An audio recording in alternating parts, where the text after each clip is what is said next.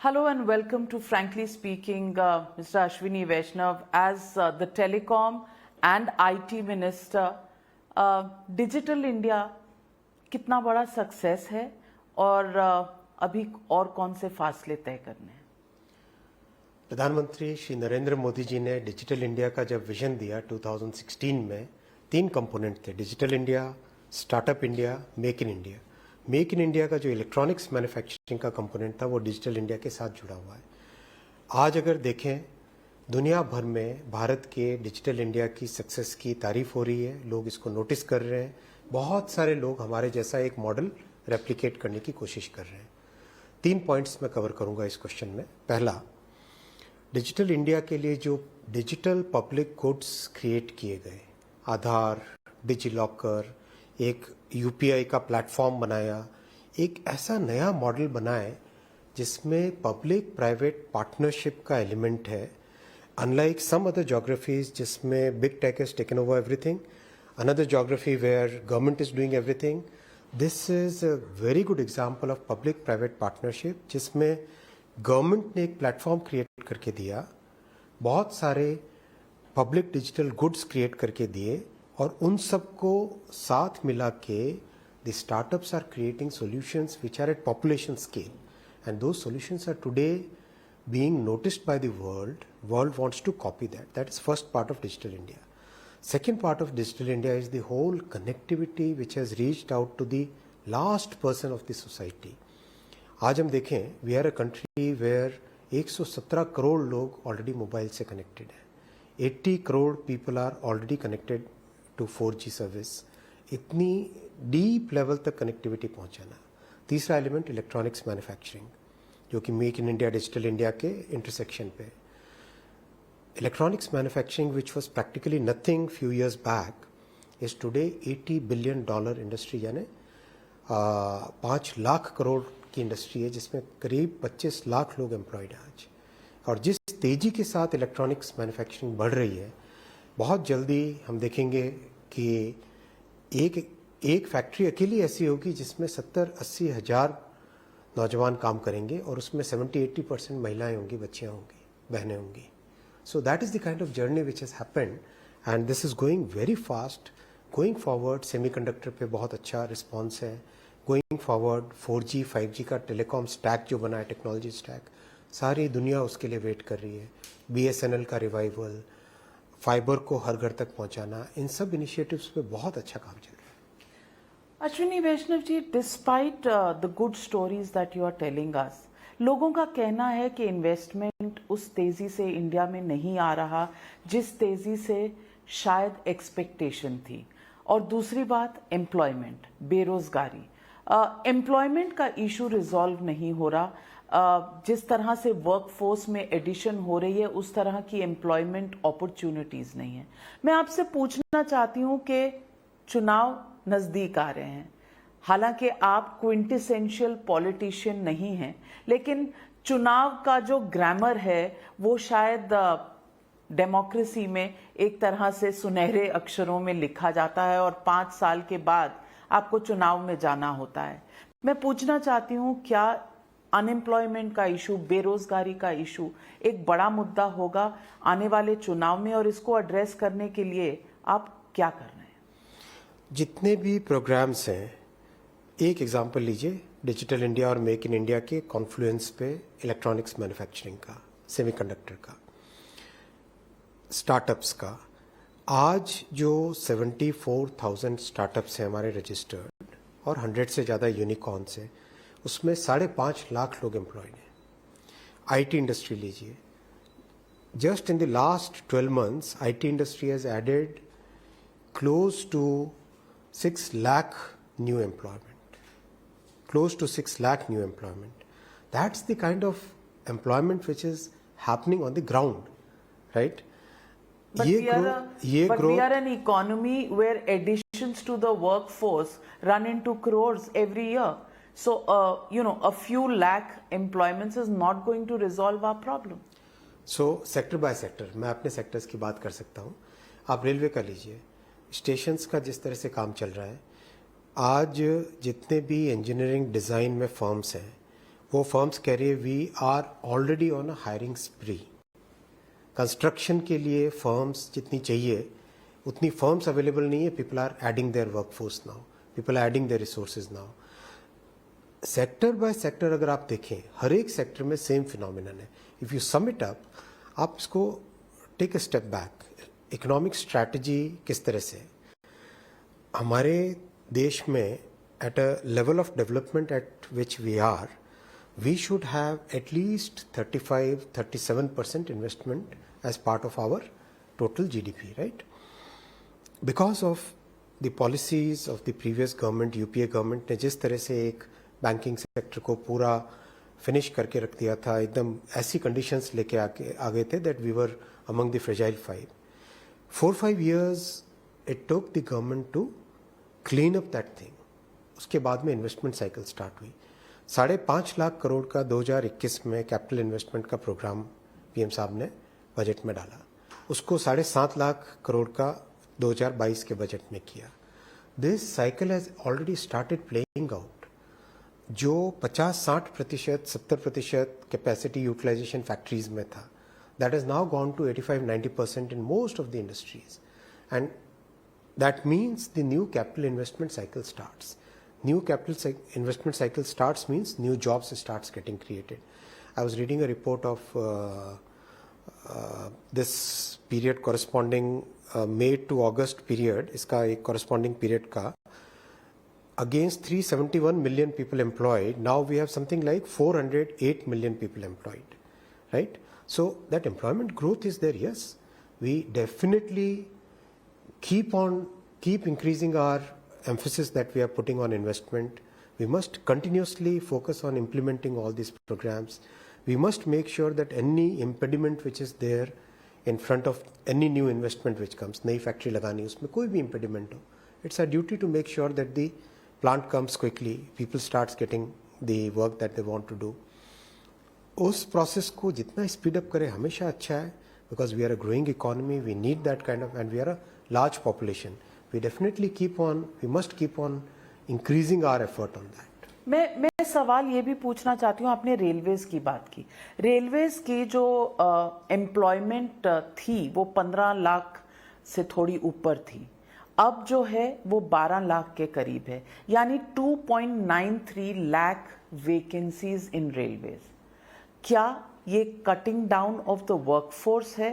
पहले ज्यादा लोग थे, या ये वैकेंसीज इसलिए हैं क्योंकि प्रोसेस पूरा नहीं हुआ है भर्ती करने का? रेलवे ने पिछले 7 सालों में 3.5 लाख नए रोजगार दिए, गवर्नमेंट जॉब्स 3.5 लाख पिछले 7 सालों में, 7 इयर्स में।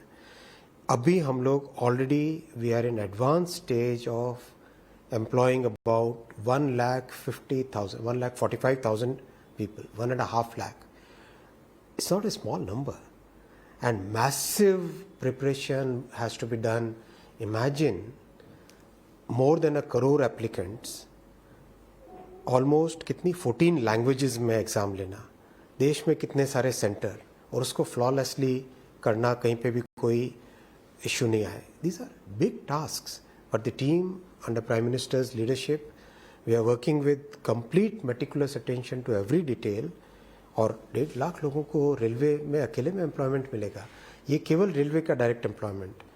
इंडस्ट्री जिस तरह से रेलवे के साथ जुड़ी है, रेल परिवार 12 लाख 15 लाख का नहीं है, रेल परिवार 1 करोड़ से ज़्यादा लोगों का है, जो हर एक वेंडर रेलवे स्टेशन पे काम करता है। चाय की दुकान वाला, मैगजीन की दुकान वाला, आपके ट्रैवल एक्सेसरीज देने वाला, पार्किंग एरिया को मैनेज करने का, हर एक जितने भी मैन्युफैक्चरिंग होती है उसमें हर एक पार्ट का supplier. It's a large ecosystem, and that ecosystem is today growing at almost 13-14% per annum. So you go and talk to the people who are manufacturing railway equipment, आप जाके देखिए, उनसे बात करके देखिए। तो आप कह रहे हैं बढ़ रही हैं, ये 3 लाख वैकेंसीज का टारगेट क्या है, कब तक ये पूरा प्रोसेस पूरा होगा? कंटिन्यूस प्रोसेस है। रेलवे में हर साल करीब 30,000 के आसपास लोग रिटायर होते हैं, अभी का जो एवरेज चल रहा है। हम लोगों ने अभी एम्प्लॉयमेंट दिया है करीब on an average against this we have given employment of about 45,000 per annum. 42,000 per annum, exact number मैं आपको बता सकता हूँ, 42,000 पर एनम का ऑन एन एवरेज एम्प्लॉयमेंट दिया है. So this is a continuous process and it's a massive process, very large exercise. वो चलती ही रहेगी कंटिन्यूसली. रेलवेज में मैं एक और सवाल पूछना चाहती हूँ कि हर साल कहीं ना कहीं पब्लिक प्रॉपर्टी डैमेज में रेलवेज को एक बड़ा सा बिल थामना पड़ता है. और अगर मैं बताऊं पिछले 3 सालों में मुझे लगता है पहले साल में 150 करोड़, फिर 900 करोड़ और अब इस वक्त करीब 50 करोड़ का कुछ डैमेज है रेलवेज प्रॉपर्टी का.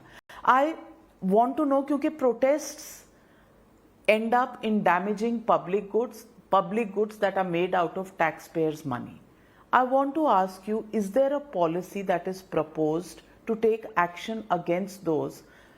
क्या बुलडोजर्स और बुलडोजर बाबा का जिस तरह बुलडोजर चल रहा है उस तरह का कोई प्लान है? क्योंकि deterrent for damaging public property हम क्या इस्तेमाल करें? 3 elements to this question.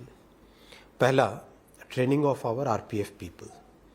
Massive efforts are now being made to get them prepared for riot kind of situation. जो public property को damage करने के लिए जो लोग आते हैं उनके against immediate action लेने का, properly जो riot gear होता है वो पहन के जाने का, tear gas use करने का, जहाँ पे ज़रूरत पड़े rubber bullet use करने का, ये सब की ट्रेनिंग में सीरियस एफर्ट डाला जा रहा है और उसका रिजल्ट भी दिखाई दे रहा है. अभी रिसेंट कुछ इंसिडेंट्स हुए जिसमें moment there was some gathering around the stations, the railway protection force took some very good actions and they were able to dissipate without any damage to the property. That is the first element.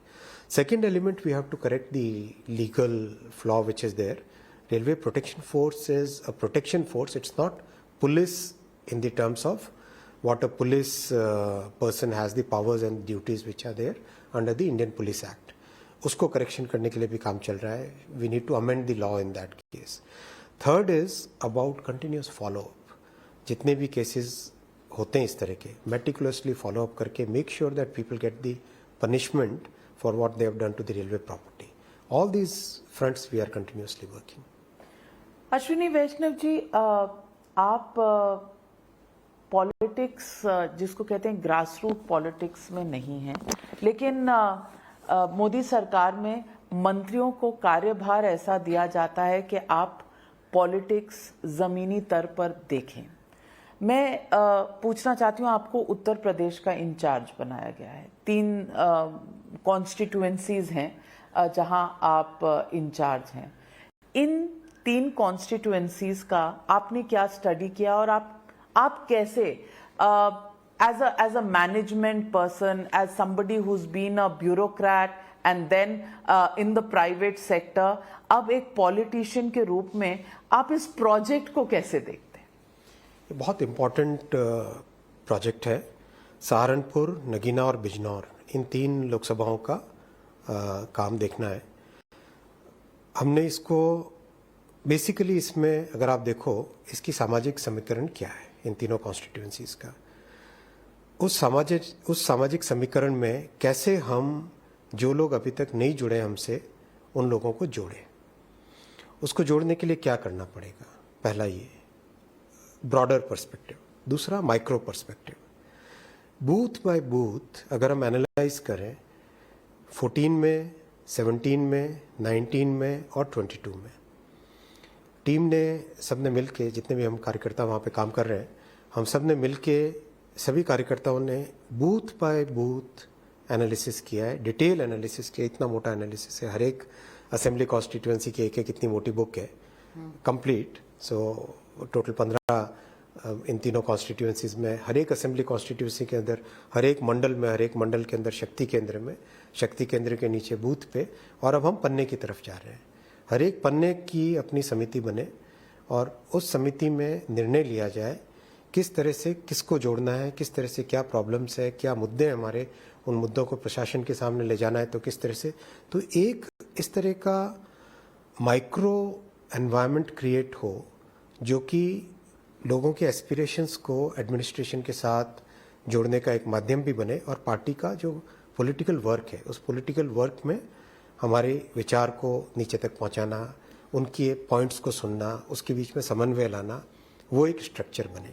तो पहला तो broad सामाजिक समीकरण को साधने की बात, दूसरा ये माइक्रो प्लानिंग की बात, और तीसरा जो की पर्सन्स हैं उस कॉन्स्टिट्यूएंसी में, केवल एक लेवल पे नहीं, केवल ये नहीं कि जिले के लेवल पे, जिले से नीचे हर जगह पे, मंडल के लेवल पे, मंडल से नीचे लेवल पे उनके क्या पॉइंट्स हैं वो, क्योंकि हर व्यक्ति के साथ कई लोग जुड़े होते हैं।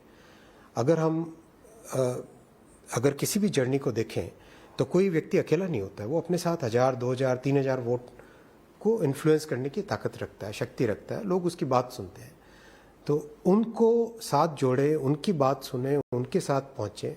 और चौथा एलिमेंट जो प्रधानमंत्री जी का विजन है, जिस तरह से उन्होंने बिना किसी भेदभाव के लोगों तक, जमीन तक गरीब कल्याण की जो भावना के साथ, सेवा की भावना के साथ जो पहुंचाई है स्कीम्स, उनको लोगों तक कैसे पहुंचाए। जैसे अभी कुछ दिनों पहले बिजनौर की बात है, एससी वर्ग का डोमिनेंस है उस गांव में, जिस गांव में हम थे। मैंने माओं से पूछा, बहनों से पूछा कि भाई आप बताओ कि क्या मोदी जी ने कोई भेदभाव किया गैस का चूल्हा देने में, या हर घर नल पहुंचाने में, या किसी भी जो मुफ्त में अनाज आ रहा है। एक एक बहन ने बोला कि नहीं, कोई भेदभाव नहीं था।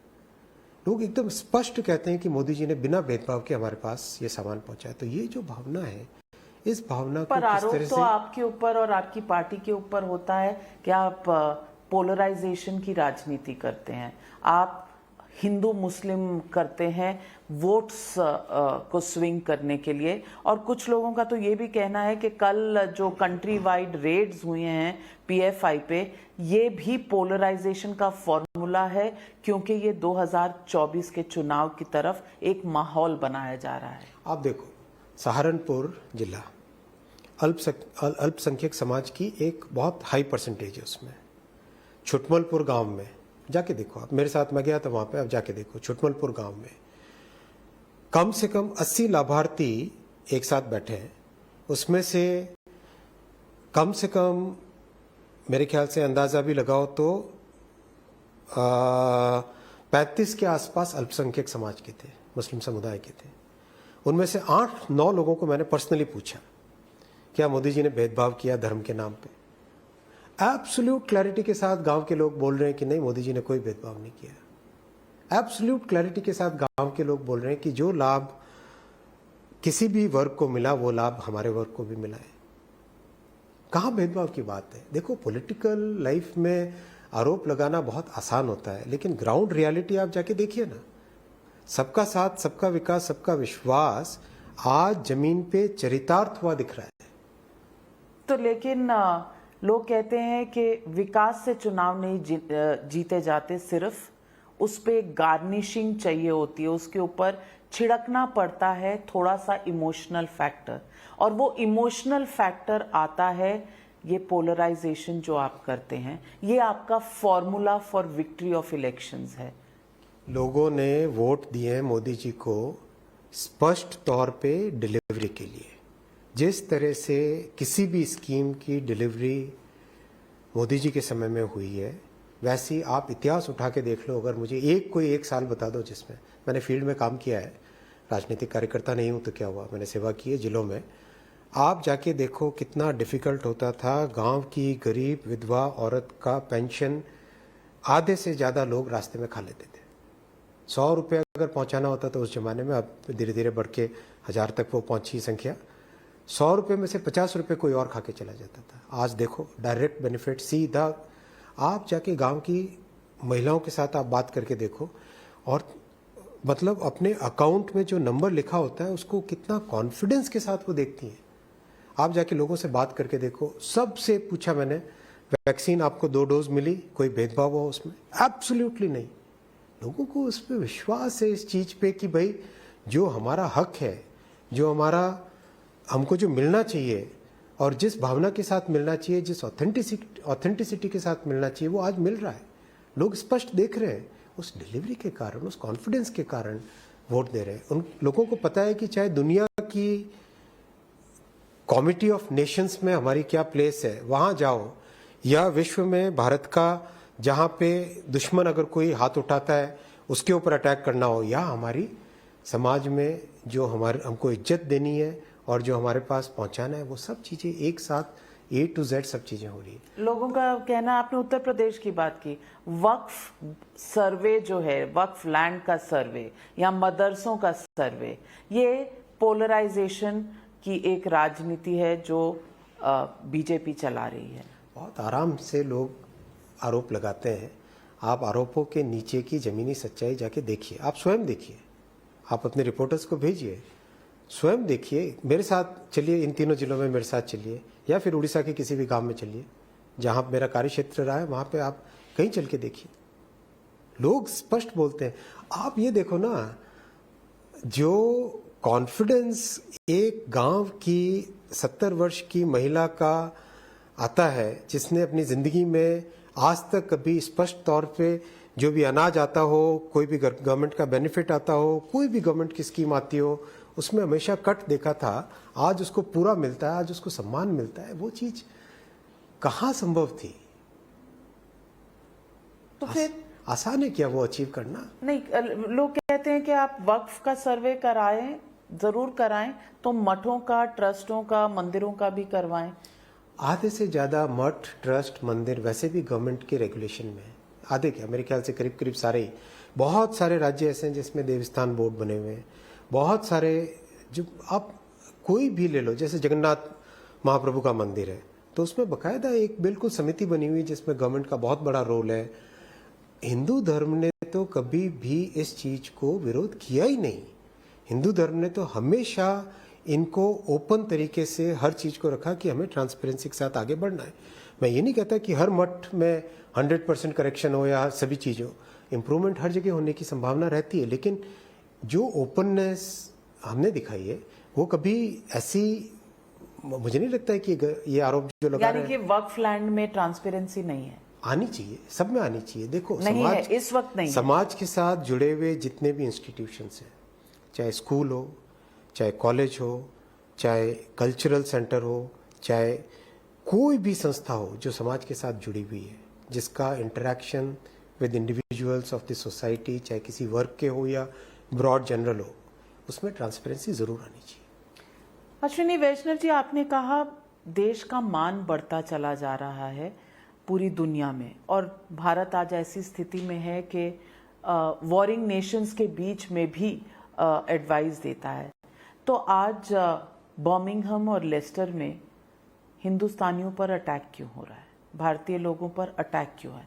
हिंदुओं पर अटैक क्यों हो रहा है? और इस पर सरकार का क्या रवैया? दुनिया में कहीं पर भी अगर रिलीजन के नाम पे कोई कुछ करे तो उसमें डेफिनेटली एक स्ट्रिक्ट एक्शन लेना चाहिए, और मैं मानता हूं कि यूके की सरकार ज़रूर इस पे स्ट्रिक्ट एक्शन लेगी। भारत की तरफ से भी बहुत क्लैरिटी है। बात देखिए, दुनिया की आज विश्व का जो फोकस है वो क्या है? विश्व का फोकस है सप्लाई चेन को डाइवर्ट्स करना है। जो अनसर्टेनिटी पैंडेमिक के टाइम में आई, उसको सर्टेनिटी में बदलना है। सेकेंड, इकोनॉमिक स्टेबिलिटी लाना है। एक ऐसी परिस्थितियां बन गई थी जिसमें बहुत सारे इकोनॉमीज ने अपने एक्सट्रीम स्टेप्स लिए उस परिस्थिति से निकलने के लिए। उसके परिणाम आ रहे हैं, उसके कारण रिजर्व कुछ डिस्टॉर्शंस हुए, उन सबको ठीक करना है। तीसरा, सोशल हार्मनी पे फोकस करना है, क्योंकि ऐसे ऐसे चेंजेस आ रहे हैं सोसाइटी में जिसके परिणाम आज नहीं दिखे, 5 साल 6 साल बाद में दिखे। जैसे मैं अपने काउंटर पार्ट से बात करता हूँ, डिजिटल इकोनॉमी से रिलेटेड, ट्रांसपोर्टेशन से रिलेटेड, सब के सब एक ही चीज़ कहते हैं, बहुत इंपॉर्टेंट चीज़ कहते हैं कि सोशल इंस्टीट्यूशंस पे टेक्नोलॉजी का जो आज प्रभाव है, जो इम्पैक्ट है, उस इम्पैक्ट को समझ पाना, उसको ग्रैस्प कर पाना, उसको टैकल करना बहुत डिफिकल्ट होता जा रहा है। So how do we adjust our institutions, our frameworks, our legal systems to make sure that we are in tune with all these things, all these changes which are happening, and we are able to cope with these changes. तो इस तरह के इतने बड़े बड़े परिवर्तन आ रहे हैं, एनर्जी का ट्रांजिशन हो रहा है, right? There are so many things which are happening in the world that within this sea of constant change, India is today emerging as one stabilizing factor. It's emerging as a country which is able to remain stable despite the different all kinds of changes which are happening and also able to show the way. जैसे energy transition ले लो, transportation ले लो, making sure that the technology is for the good of the people, उसको ले लो, digital India का आपने example दिया. तो इन सब चीज़ों के कारण आज दुनिया में लग रहा है कि this is the country which is able to show us the right way, and that's what is increasing a big way, in a very big way, our international standing. और ये सब प्राइम मिनिस्टर साहब का जो step by step एक एक करके programme उन्होंने जो रोल आउट किए, उनको इम्प्लीमेंट किया मेटिकुलसली, एक एक चीज़ पे बारीकी से ध्यान दे के. आज जैसे सेमीकंडक्टर की बात लो, आप सेमीकंडक्टर में दुनिया को आज एक ट्रस्टेड सप्लायर चाहिए, हर कोई बोल रहा है, and world is looking at India because India China से ऑल्टरनेट, मैं कहता हूँ trusted supply chain partner. World is looking at India. China का नाम लेते हुए देखिए, मैं एक रिस्पॉन्सिबिलिटी में हूँ, मैं जो भी बोलूँ उसमें मुझे सोच के, मैं नहीं चाहता बट आपका मिनिस्ट्री है जिसने कई एप्स चाइना के बैन किए थे. जो राष्ट्र की सुरक्षा के लिए चाहिए वो एक्शन लेंगे हम. तो ये भी राष्ट्र के लिए बिल्कुल, है. मैं कह रहा हूँ कि वर्ल्ड में there is a supply chain diversity which people want, countries want, and people are looking at India because India में 55,000 सेमीकंडक्टर डिज़ाइन इंजीनियर्स हैं. इंडिया में आज मेक इन इंडिया और स्टार्टअप इंडिया और डिजिटल इंडिया के कारण एक ऐसा इकोसिस्टम बना है जिसमें electronics manufacturing is growing at double digit CAGR. Demand उससे क्रिएट हो रही है. इस सारे इकोसिस्टम का फायदा देश को मिलेगा, देश के नौजवानों को मिलेगा. तो हम इस पर कितना आगे बढ़े हैं कि हम एक मैन्युफैक्चरिंग हब बने ऑल्टरनेट टू चाइना? देखिए, आज मोबाइल फ़ोन में we are already number 2 in the world, among the top 2 in the world already. 10 साल पहले कोई सोच सकता था मोबाइल फ़ोन मैन्युफैक्चरिंग इंडिया में? जनरली एक ऐसा ही था कि भाई ये चीज़ें भारत में कभी नहीं बनेगी, ये तो सिर्फ हम इम्पोर्ट ही करते रहेंगे. प्राइम मिनिस्टर साहब ने एक एक करके स्टेप बाय स्टेप जाके आज एक लेवल पे लेके आए ना. अब सर्वर्स बन रहे हैं, कंपोनेंट्स बनने लगे हैं, प्रोडक्ट्स का प्रोफाइल वाइडन होता जा रहा है, उसमें डिज़ाइन के जो एलिमेंट्स है वो इंडिया से बनते जा रहे हैं, इंडिया की ब्रांड्स निकलने लगी है. तो ये सब चीज़ें, these are very very phenomenal, very big changes in the society. Number 1 होने में कितना समय लगेगा? मेरे ख्याल से already we are somewhere in that range. तो जैसे नंबर्स हर साल पब्लिश होते हैं, आप देखेंगे. इकोनॉमी देखिए ना, 10th लेवल पे थे हम लोग, 10th से आज 5th पे आए, meticulously rising in that league of Nations, right? And very easily we should be among the top 3 economies in the world in the coming years.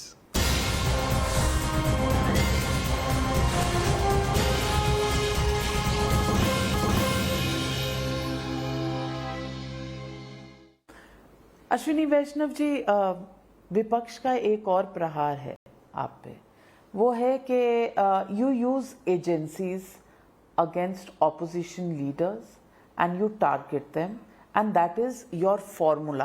Other than your formula of polarization, there is a formula of using CBI, ED against opposition leaders, and there have been about 105 such leaders who are in the grip of one investigation or the other. Do you think this is an arm twisting tactic? देखिए, जो 100 करोड़ के note कहीं पे बरामद होते हैं, लोग अपने जरा गिरेबान में झांक के देखें. ऐसे आरोप लगाना आसान होता है. जरा झांक के देखें कि वो किसके पास थे. अब वहाँ ईडी नहीं जाएगा तो और कौन जाएगा भाई? वो चाय बिस्किट का नाश्ता करने जाएंगे क्या वहाँ पे? नहीं, तो जहां 100 करोड़ मिल रहे हैं, चलिए आप वहां गए, पर ऐसा तो नहीं हो सकता कि बीजेपी के सारे नेता साफ हैं, या जो दूसरी पार्टी छोड़कर बीजेपी में आए हैं वो एक वॉशिंग मशीन से धुल कर आए हैं. ये भी आरोप लगता है. इसको आप कैसे जस्टिफाई करेंगे? बिल्कुल नहीं. जहां पर भी जो भी गलती करता है उसके अगेंस्ट एक्शन होता ही होता है, इसमें कोई दो राय नहीं है. अश्विनी वैष्णव जी, दिल पर हाथ रख के कहिए, ये तो थोड़ी सी ज्यादती है, क्योंकि 4-fold जंप हुए हैं केसेस में। 95% जो है वो ऑपोजिशन पर हैं। ये आंकड़े बता रहे हैं, ये कोई कहानी नहीं है, ये आंकड़े बता रहे हैं। और इसमें 72 लीडर्स जो हैं यूपीए के, वो अंडर 124 लीडर्स अंडर प्रोब हैं, 118 इसमें से ऑपोजिशन के हैं, कुल 6 बीजेपी के हैं। अब कहीं ना कहीं तो बैलेंस, इंसाफ, ट्रांसपेरेंसी होनी चाहिए। आप लेके आइए मामले, इसमें एब्सोल्युटली कहीं पे कोई भेदभाव की बात नहीं है, कोई एजेंसीज को मिसयूज करने की बात नहीं है। देखो, अगर आप टेक अ स्टेप बैक, अगर आप कहीं पर भी एक पॉलिटिकल वेंडेटा के साथ काम करने का लेके आओगे एग्जाम्पल, तो अलग बात है। लेकिन बिना पॉलिटिकल वेंडेटा के, जहाँ पे एक्चुअल प्रूफ है, जहाँ पे एक्चुअल प्रमाण है, वहीं पे ही जाके कार्रवाई होती है। ऐसा नहीं है। देखिए, बहुत सारी चीजें, ऑपोजिशन के लीडर्स का हम निकाल रहे हैं, बहुत सारी चीजें, बीजेपी के लीडर्स का दुनिया निकाले। बहुत सारी चीजें ऐसी होती है जिसमें लोग अपनी कमियों को छुपाने के लिए दूसरों का नाम लेते हैं। आप एक एग्जांपल में अगर आपको देता हूँ, हमारे रेलवे में बहुत सारे अफसर्स ऐसे थे जो कि काम बिल्कुल करने की इच्छा नहीं रखते थे, और जब उन्होंने कहा कि हमने स्पष्ट कहा कि भाई काम करना है, तो क्योंकि लोगों के एस्पिरेशंस है, ये एस्पिरेशनल इंडिया है, ये ऐसा भारत नहीं है जिसमें लोग कुछ भी एक्सेप्ट करके चलते रहे। आज लोगों के एस्पिरेशंस है और लोगों को चाहिए कि हमारी फैसिलिटीज इंप्रूव हो, क्वालिटी ऑफ लाइफ इंप्रूव हो। तो जब लोगों को कहा कि काम करना है तो करें, नहीं तो आप वीआरएस लें और घर जाएं। कई लोगों ने वीआरएस लिया, तो उसमें भी आरोप लगा कि भाई पहले वीआरएस नहीं होते थे, अब आप वीआरएस दे रहे हो। ये आरोप लगाना बहुत आसान है, लेकिन हर चीज के पीछे के फैक्ट्स को देखना चाहिए। देखो, आज अगर सोसाइटी में इंप्रूवमेंट लाना, टफ एक्शंस लेने पड़ेंगे, चाहे वो किसी के भी अगेंस्ट हो, टफ एक्शंस लेने पड़ेंगे। लोगों की एक्सपेक्टेशन है कि सोसाइटी में पारदर्शिता आए, ट्रांसपेरेंसी आए। उसके लिए बहुत सारे रूल्स में, लॉज में चेंज हो रहा है, बहुत सारे अमेंडमेंट्स लाए जा रहे हैं, बहुत सारे जो आर्केइक सिस्टम्स उनको बदला जा रहा है। कुछ इंस्टीट्यूशंस बहुत स्ट्रांग है, उनको स्ट्रांग और स्ट्रेंथन किया जा रहा है। ऐसा नहीं है, आप उसकी पूरे पिक्चर को देखिए ना। मैं पूरी पिक्चर देखती हूँ और आपसे सवाल पूछती हूँ। आप ट्रांसपेरेंसी के फेवर में हैं, बहुत अच्छी बात है। पेगासस मामले में ट्रांसपेरेंसी क्यों नहीं है? कोर्ट ने अपने जजमेंट में कहा है, हालांकि 5 आउट ऑफ 29 फोन्स में मैलवेयर निकला, वो जरूरी नहीं है कि पेगासस हो, लेकिन मैलवेयर निकला। लेकिन जजमेंट साथ में ये भी कहती है कि गवर्नमेंट ऑफ इंडिया ने कोऑपरेट नहीं किया। कैसे आप बताओ कोऑपरेट नहीं किया? कमिटी ने जो भी टेक्निकल लैब सेटअप करने के लिए मांगा, सारे फैसिलिटीज इमीडिएटली प्रोवाइड किए गए, एकदम इंडिपेंडेंट जगह जहां पर आपको चाहिए। 4, 5, 6 ऑप्शंस दिए हम लोगों ने टेक्निकल कमिटी को। Wherever you want, you set up your lab as per your own standards. We are not going to interfere at all in any point. We don't want any information from you. बहुत स्पष्ट तौर पे तो chief justice of India को आप convince नहीं कर पाए? उन्होंने जजमेंट में लिखा। नहीं, आप बताओ तो, मुझे बताओ ना कि क्या कोऑपरेट नहीं किया। आप कमिटी के उनसे पूछ के बताओ क्या कोऑपरेट नहीं किया। उनकी जजमेंट सारी टेक्निकल नहीं, मैंने पढ़ा है, जजमेंट में नहीं है ऐसा। उन्होंने जरूर, देखिए कोर्ट में एग्जैक्टली किस कॉन्टेक्स्ट में क्या बोला जाता है मुझे वो डिटेल नहीं है मेरे पास, लेकिन जो फैसिलिटीज कमिटी को चाहिए थी हमने दी, जो उनको सॉफ्टवेयर चाहिए थे हमने दिए, जो उनको टेक्निकल एनालिसिस के लिए लैब बनाने के लिए फैसिलिटीज चाहिए थी सारी हमने दी। वो बात नहीं है। ये सरकार का काम सिर्फ लैब बनाना, फैसिलिटेट करना नहीं था। पर आपने पेगासस खरीदा है या नहीं, इस पे ट्रांसपेरेंसी नहीं। इस पे बहुत स्पष्ट तौर पे पार्लियामेंट में स्टेटमेंट दिया जा चुका है, आरटीआई के जवाब दिए जा चुके हैं। इसमें और क्या कहना, ज्यादा क्या ट्रांसपेरेंसी चाहिए? Then why does the Supreme Court come out and say the government of India has not cooperated? Whatever stand you have taken here in the court, you have taken the same stand, it appears, before the committee also. The Chief Justice of India, heading a 3-judge bench that perused the report by the committee, told Solicitor General Tushar Mehta. भाई जब हमारी stand consistent है तो जो अब हमारी stand एकदम consistent है, उसी कंसिस्टेंट स्टैंड को हमने रखा कमेटी के सामने। पर आप ये ट्रांसपेरेंसी की इंडाइटमेंट नहीं मानते कि सुप्रीम कोर्ट समझती है कि कोऑपरेशन नहीं हुई गवर्नमेंट से? आई रिस्पेक्ट द ऑनरेबल जजेस, I respect their verdict, I respect what they are saying, but मैं आपको स्पष्ट तौर पे कहना चाहता हूँ जो इन्फॉर्मेशन जहाँ पर भी जिस तरह से जो टेक्निकल फैसिलिटीज जो कोऑपरेशन चाहिए था सारा हमने within our means we have done. And yet the Supreme Court judgment says the center did not cooperate with the probe into the Pegasus spyware row. The apex court appointed technical supervisory committees to look into the matter, had given this report to the Chief Justice of India. देखो मैं फिर कह रहा हूँ, whatever they asked, whatever the committee members asked for, we have provided all that support. Independent world-class lab was set by them, we understand, as per whatever they wanted. I think we have done whatever we could have done. And the Chief Justice has also said it is a settled position of law that in matters pertaining to national security, the scope of judicial review is limited. This does not mean that the state gets a free pass every time the specter of national security is raised. तो transparency की बात है, तो Pegasus पे transparency क्यों नहीं है? और ये सवाल पॉलिटिकल स्फीयर में, आम आदमी में, सब में उठाया जाता है कि क्या इंडिविजुअल्स की प्रिवेसी कॉम्प्रोमाइज्ड है इंडिया में? आप देखो आज की जो दुनिया है उसका आप try to fathom the complexity of today's world. आज cyber security has become a very, very big threat for all of us. There are state actors across the world who are targeting their governments, targeting their enemy governments, to put it in that way.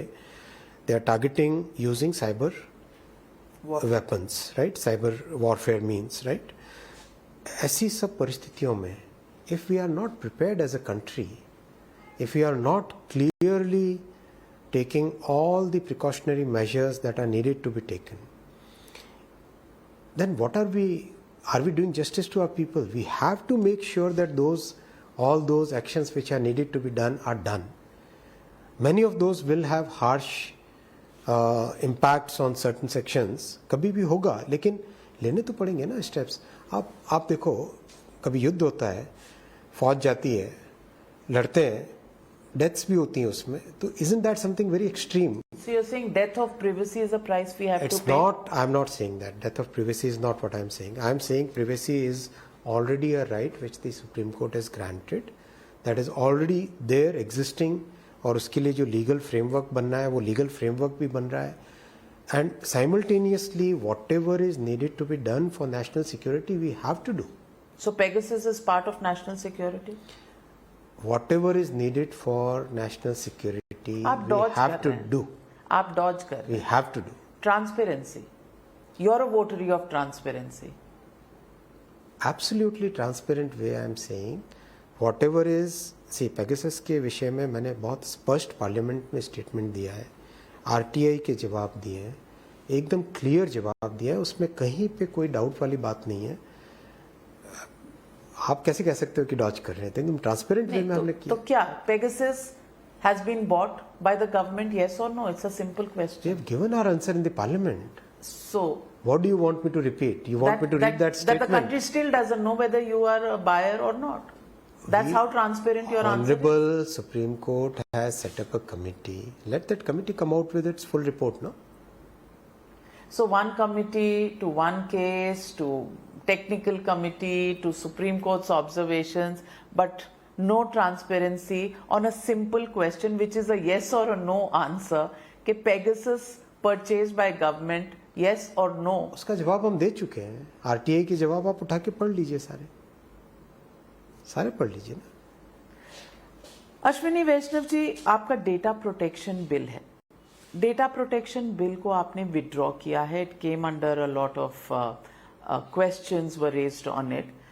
There has been no time frame being set, and India is seen as one of the top 3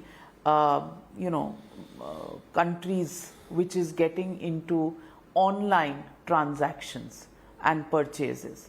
The more you delay the data protection bill, the more do you think vulnerable people of India, consumers in India will be, because their data is floating somewhere in cyberspace?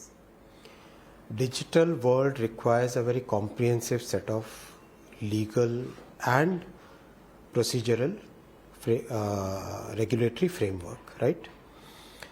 Digital world की entry telecom के जरिए से, and under prime minister Modi ji is very clear vision of focus on protecting the users and a very light touch regulation. We have come up with a new draft bill which has been uploaded 2 days back. The digital personal data protection bill, it went through a series of consultation, and unfortunately the complexity of the topic is so much that after 88 amendments proposed by the JPC, there was no option for us but to withdraw it and present a new bill. Drafting is in very advanced stage, and all the concerns of the stakeholders which were shared during the consultation process and the committee's recommendations all have been considered in that draft, and we should be very soon publishing the draft for consultation.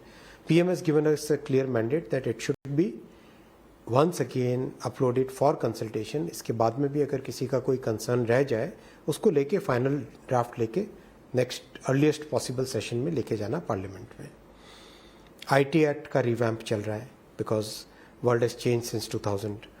बहुत सारे changes हो गए technology में, so that is getting revamped. So we are preparing a very comprehensive legal framework for the digital world where technology, rights of individuals, society's imperatives, economic imperatives, all these factors are considered in a very holistic manner. You take a look at how these bills are shaping up, and you will yourself feel that yes, there is a comprehensive effort at this. 5G rollout date? 5G rollout should happen in the first week of October.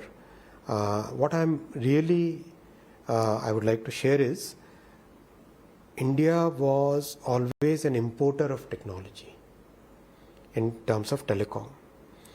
When Prime Minister Modi ji gave us a very clear vision that no, we should develop the telecom technology stack end to end, it was a tough challenge, very, very difficult challenge. But really glad to share with you, जो हमारा 4G का technology stack बना है, today the whole world is taking a note of that. That same 4G core, because it's always a step-by-step technology process. Now 5G का core भी बनके ready हुआ है, that also will get launched. The services will reach out to everybody. It will bring a fundamental change. It will bring a big change in people's lives. But simultaneously, the technological leadership and manufacturing telecom equipment, that's a very big journey. वो उतनी बड़ी journey है जो Vande Bharat train बना के देश में एक टोटली न्यू टेक्नोलॉजी का ट्रांसपोर्टेशन का मेथड लाना, ये बड़े चेंजेस हैं. These are very big structural changes in this society. Spectrum के मुद्दे पर आई थिंक टेलीकॉम बिल जो आया है, उसमें कहीं स्पेक्ट्रम के मामले में मैंने कहीं पढ़ा कि आपने इस्तेमाल किया है कि स्पेक्ट्रम के यूसेज में आप आत्मा का मेंशन लेकर आए हैं. Are we getting too spiritual in our technology? Simple सा देखो, इट्स एन एनालॉजी. कोई भी एसेट है, राइट? अगर आप कोई मशीन देखते हो, मशीन की मेंटेनेंस चाहिए होती है. एसेट क्लासेस के कैरेक्टरिस्टिक्स होते हैं. मशीन है तो उसकी मेंटेनेंस चाहिए होता है, उसका डेप्रिसिएशन होता है, लाइफ होती है, राइट? बिल्डिंग है कोई, बिल्डिंग का मेंटेनेंस रेगुलर चाहिए, उसकी डेप्रिसिएशन होती है, बिल्डिंग खराब होती है, डिटीरियरेट होती है. स्पेक्ट्रम एक ऐसी क्लास है जिस ऐसी एसेट क्लास है जो आज से अगर मिलियन ईयर्स पहले जाओ तो जो स्पेक्ट्रम था वो स्पेक्ट्रम आज है. It's an inexhaustible resource. It's a resource which doesn't get consumed. If there is a spectrum which is available today and it is used by X today, tomorrow it is given to Y, it will be in exactly the same shape as what it was when it was given to Y, and X had used it for some period. Now it's with Y. Still it will have exactly the same form and same shape and same power and same nature, and it doesn't have any form. So using an analogy should not be part of any controversy. This is, how do you explain a complex aspect like this You have to find different analogies for explaining things ना. कुछ तो आपको example देना पड़ेगा ना. That's an example in the explanatory note. It's not in the bill. Explanatory note में बातचीत करने में इस तरह की चीजें तो हम यूज करना चाहिए, हमें करनी भी चाहिए. मिट्टी से जुड़ी हुई है, अपनी संस्कृति से जुड़ी हुई, उसमें क्या है. अश्विनी वैष्णव जी, आप हार्डकोर पॉलिटिशियन अगर नहीं है तो आपका ये जो सफर है ये कैसा रहा है अब तक का, और क्या डिफरेंस है कॉरपोरेट लाइफ, प्राइवेट लाइफ में, और जिस तरह का रोल आप निभा रहे हैं? हर सिचुएशन में लाइफ में अपने अपने चैलेंजेस आते हैं और अपने हर एक के अपने प्लसेस और माइनसेस होते हैं. ये जो पीएम साहब ने अपॉर्चुनिटी दी है, इस अपॉर्चुनिटी में the ability to make a difference is huge, and I thank him for giving me this opportunity, and I hope that I will be able to deliver on what is expected from me. पर बहुत से लोगों का ये भी कहना है कि your government is a government of one face Prime Minister Modi. Do you think as a leader, he encourages people to come up with their ideas, to put forth their ideas? How is it working with the Prime Minister? मैंने मेरी journey में कई तरह के experiences आए और मेरी journey में बहुत अलग अलग तरह की लीडरशिप्स मैंने देखी है. I can vouch, I haven't seen a person as intent a listener as prime minister Modi ji is. You go with a presentation, with a thought, with an idea, go with full detailing. He will go into each and every aspect of it. मैं semiconductor का example देता हूँ. हम लोगों ने PM साहब से करीब 45 मिनट्स की मीटिंग मांगी थी, because we wanted to thrash out some certain policy decisions, उसमें क्या रहना चाहिए. He spent almost 2 hours with us, understanding each and every point. इस चीज का क्या implication होगा देश में, अगर 20 साल आगे की सोचो, 50 साल आगे की सोचो तो उसका क्या implication होगा. कोई भी एग्जाम्पल ले लो, रेलवे स्टेशन का डिजाइन लेके गया था. पीएम साहब spent almost 2.5 hours on looking at each and every design.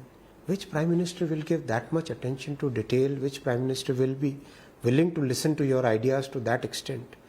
Very, very, very rare. I haven't seen any senior leader of that stature. I haven't worked with any such leader earlier. But इस stature पे किसी के पास इतना patience, इतना attention span नहीं होता जितना मोदी जी का है. He is a very intent listener. He loves taking ideas from different people, assimilates everything, and his policy making is a very, very intent consultative process. Bharat जोड़ो यात्रा पर आपके क्या विचार हैं? राजनीति में जिनको जो करना है वो करें. दुनिया जानती है कि देश जानता है कि कौन क्या कर रहा है, कौन क्या कर सकता है. देश के दिशा को बदलने का किसमें कितनी क्षमता है वो देश जानता है.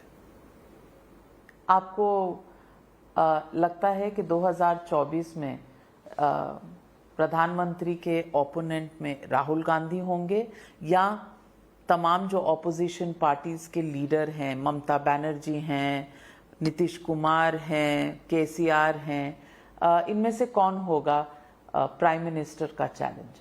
14 में लोगों ने ट्राई किया, 19 में ट्राई किया, 24 में भी ट्राई करेंगे. देश का विश्वास मोदी जी पे. 2 टर्म्स पूरे करने के बाद आपको लगता नहीं कि एंटी इनकम्बेंसी भी कोई चीज है? प्रो इनकम्बेंसी भी कोई चीज है. वो तो 2019 में देख लिया. अभी भी देखेंगे आप 24 में, और ज्यादा देखेंगे. Well, on that note, Ashwini Vaishnaw ji, आपका कॉन्फिडेंस जितना है ये 2024 में कितना सच्चा होता है हम जरूर देखेंगे, और हमारे दर्शक भी देखेंगे. लेकिन हमसे बातचीत करने के लिए बहुत बहुत धन्यवाद. Thank you very much for joining me on frankly speaking.